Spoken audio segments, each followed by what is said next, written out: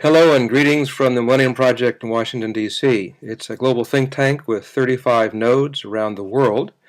One of those nodes is headed by Frank Catanzaro, who is the chair for the cyber node of the Millennium Project. And he is putting together a collective intelligence system for the first, as far as we know, for the first global climate change situation room on the planet.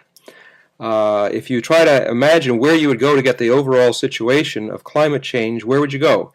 You go to the Intergovernmental Panel on Climate Change, but that's a research organization. It doesn't necessarily do what are the laws, what's the state of governments doing, their targets, what's the overall situation, and how do you manage that whole situation.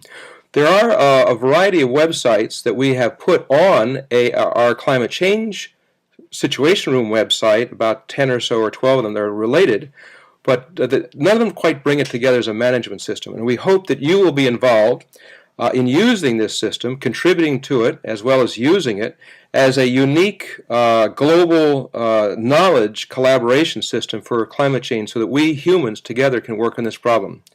Good luck with your conference, and best regards from Washington. And now Frank will tell you how you can become involved.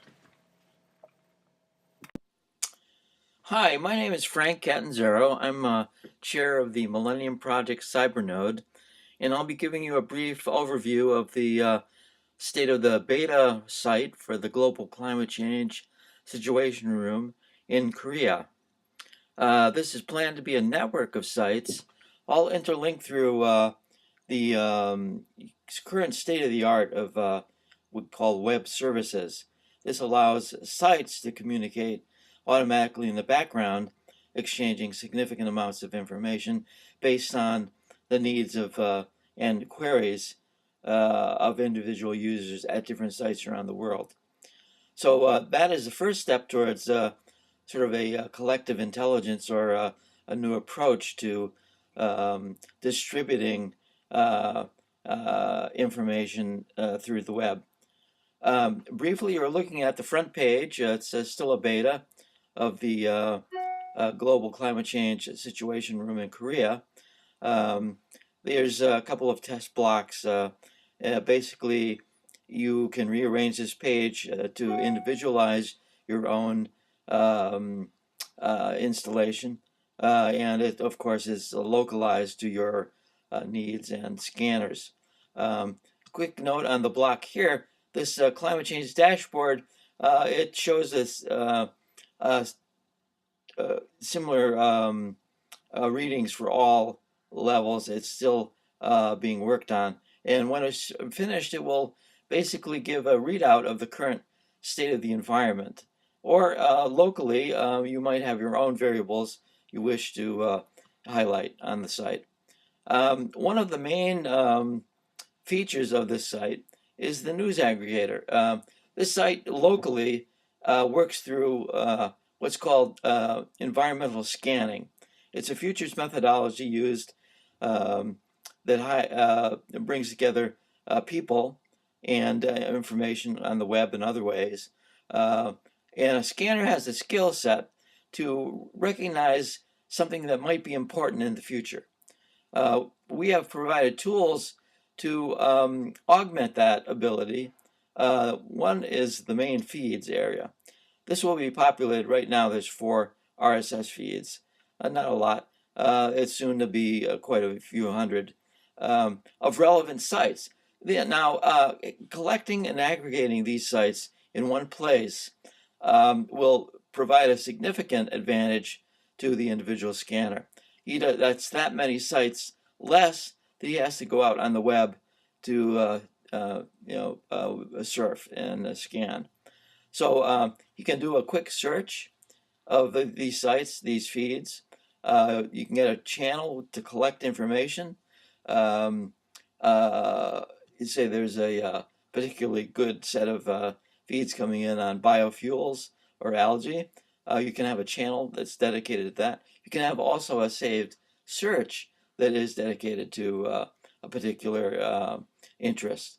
Down here, you can view these in short teaser form, as a list form, or in an interesting way, distributed globally to see the source of the input. The size and the location are indicate the source of the articles and the news. And here it shows by hovering and clicking on one of the points, it shows a number of articles generated by that location and a brief introduction. You can click through to that article by clicking here.